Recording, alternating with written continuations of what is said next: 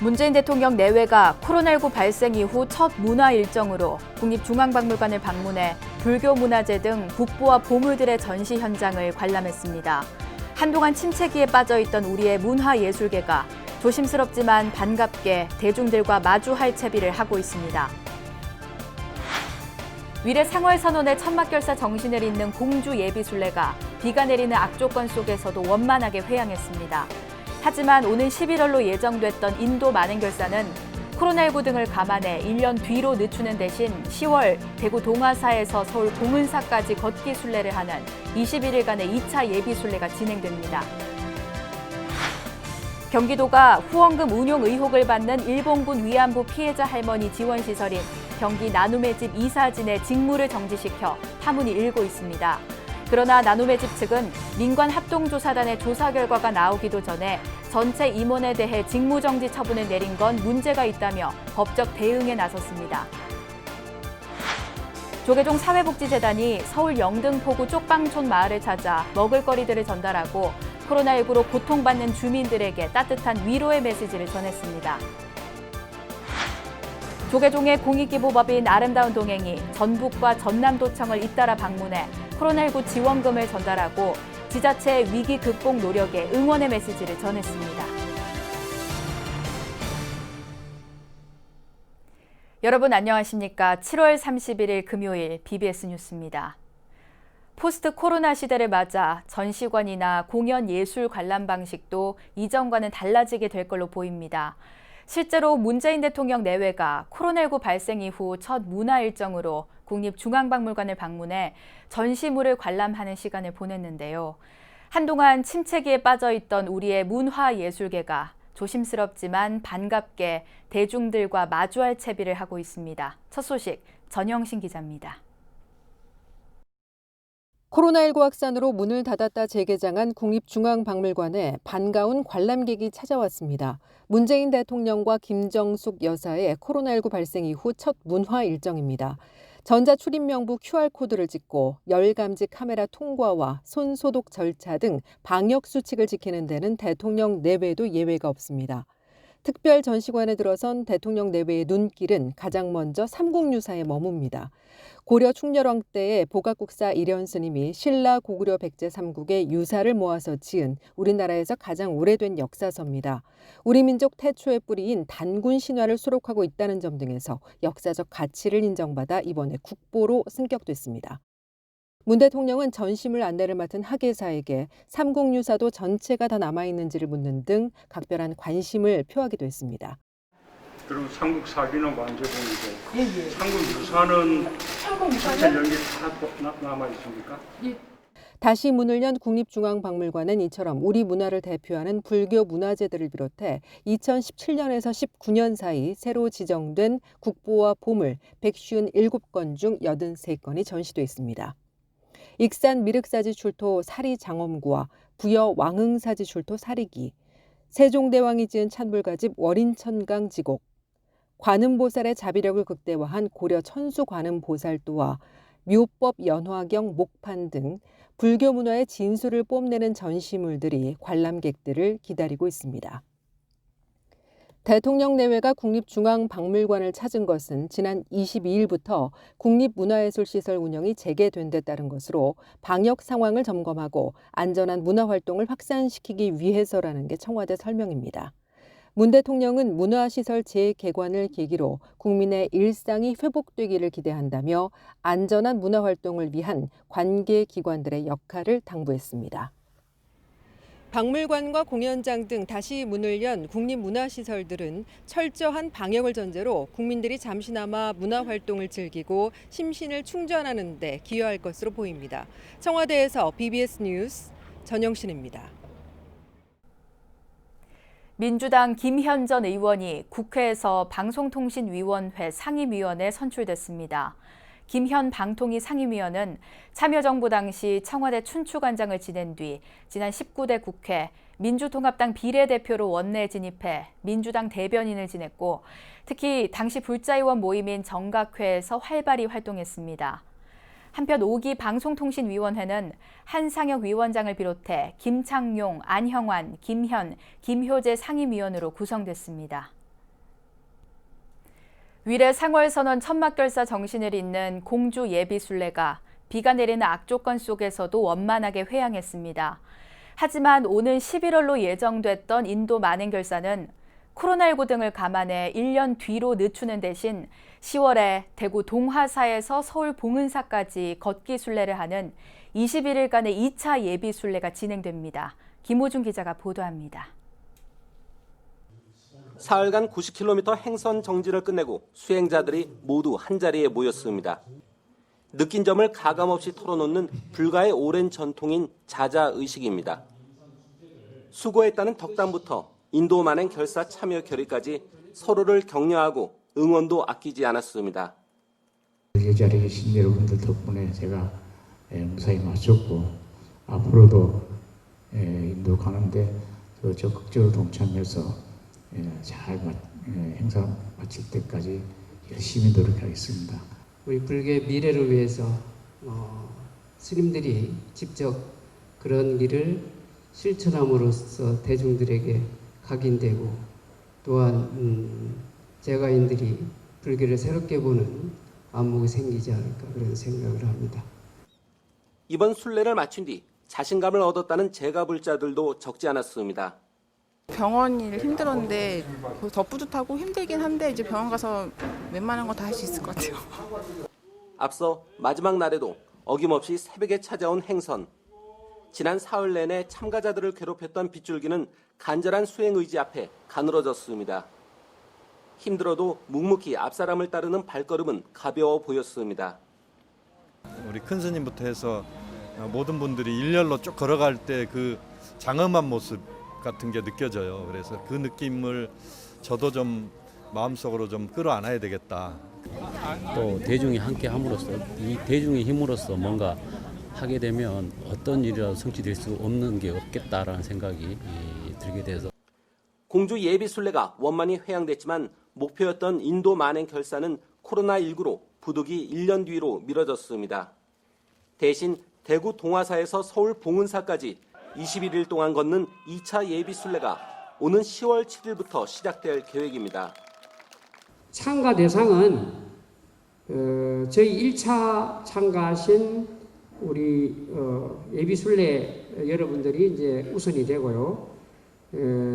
또 이제 희망하시는 또 이번에 참가를 못했지만 희망하는 참가자 선착순으로 여러분들이 신청을 하셔야 되겠다 생각이 들고요. 인도 만행결사를 앞두고 펼쳐진 공주 예비순례는 한국 불교의 수행 문화를 널리 확산시키고 불자들의 신심을 고취시키는 데도 적지 않은 영향을 미칠 것으로 보입니다. BBS 뉴스 김호준입니다.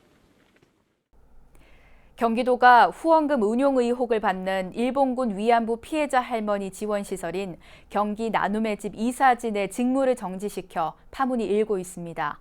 그러나 나눔의 집 측은 민관 합동조사단의 조사 결과가 나오기도 전에 전체 임원에 대해 직무정지 처분을 내린 건 문제가 있다며 법적 대응에 나섰습니다. 정형석 기자의 보도입니다. 경기도가 후원금 운용의 지적을 받아온 나눔의 집 이사 11명 전원에게 직무정지 처분을 내렸습니다. 여기엔 감사 2명도 포함됐습니다. 나눔의 집 운영 실태에 대한 민관 합동조사단의 조사를 방해하고 후원금을 용도에 맞지 않게 쓴 것으로 보고 내려진 결정으로 알려졌습니다. 하지만 나눔의 집 측은 경기도가 이사 전원의 직무를 정지시킨 것은 절차적, 내용적인 면에서 볼 때 문제가 있다고 지적했습니다. 경기도의 처분서를 보면 직무 집행정지 수신자는 나눔의 집 대표이사 1명으로만 돼 있습니다. 이에 따라 나눔의 집 법률 대리인은 지난 24일 수원지법에 처분 취소 소송과 함께 집행정지를 신청했다고 밝혔습니다. 이 같은 사실을 파악한 경기도는 나머지 임원들에 대한 직무 집행정지 처분서도 뒤늦게 어제 발송한 것으로 드러났습니다. 법인의 정지가 아니고 법인의 임원, 이사나 감사로서의 직무를 정지시키는 거기 때문에 그 처분의 대상이 개개인이거든요. 대표이사 한 사람으로만 적어놓고 이걸로 뭐 전원 13명 전부에 대한 집행정지 처분이다라고 하는 것은 이제 말이 안 되는 거죠. 법인 임원진의 의견 제출 기간을 부여하거나 사전 통지 등의 행정적 절차 등이 없었다는 점에서도 논란이 일 것으로 전망됩니다. 특히 경기도가 민관 합동조사단의 현장 조사를 추가로 진행할 수도 있다고 밝혀 불교계를 비롯한 종교계의 반발이 커질 것으로 예상됩니다. 앞서 불교와 천주교, 원불교 등 국내 6개 주요 종단은 합동 호소문을 내고 나눔의 집이 그동안 쌓아온 성과와 의미들을 근본적으로 흔드는 결과로 과도하게 확대되지 않길 바란다고 지적했습니다. 불교 최대 종단인 조계종은 객관과 공정이 사라진 조사단의 활동 중단과 함께 나눔의 집 전체 임원에 대한 직무 집행정지 결정을 즉각 철회해야 할 것을 촉구했습니다. BBS 뉴스 정영석입니다. 조계종 포교사단의 최대 행사로 불제자로서 8가지 계율 실천을 다짐하는 8제계 수계 대법회가 올해 코로나19의 여파로 취소됐습니다. 조계종 포교사단은 한국불교 역사문화기념관 국제회의장에서 열린 불기 2564년 제3차 운영위원회의에서 오는 9월 12일 4천여 명이 동참할 예정이었던 8제계 수계법회를 취소하기로 결정했습니다. 이와 함께 코로나19 상황에 맞춰 오는 9월 1일부터 3개월간 진행되는 올해 분야별 연수는 온라인으로 진행하기로 했습니다. 신신과 원력이 없다면 포교사 활동을 할 수 없습니다. 그리고 신행 생활이나 또는 수행이나 기도를 할 수가 없고 어떤 원력을 성취할 수가 없는 것이죠. 운영위원회의에서는 또 이기룡 현 포교사단 홍보위원을 포교사단 전문 운영위원으로 임명하기로 했습니다. 코로나19로 쪽방촌과 달동네 등 복지 사각지대 놓인 취약계층의 고통이 가중되고 있는데요. 조계종 사회복지재단이 서울 영등포구 쪽방촌 마을을 찾아 먹을거리들을 전달하고 주민들에게 따뜻한 위로의 메시지를 전했습니다. 권송희 기자가 보도합니다. 수백여 가구가 모여 사는 서울 영등포구의 한 쪽방촌입니다. 저희들이 조그맣게 많지는 않지만은 먹을까 이렇게 준비해서 이렇게 좀 간식거리들 가져왔습니다. 한평 남짓 한 방에서 선풍기 하나로 더위를 겨우 버티며 하루하루 끼니 걱정으로 어렵게 살아가는 주민들. 무료로 건네받은 시원한 생수와 컵라면, 삶은 달걀, 초코파이 등 간식거리가 반갑기만 합니다.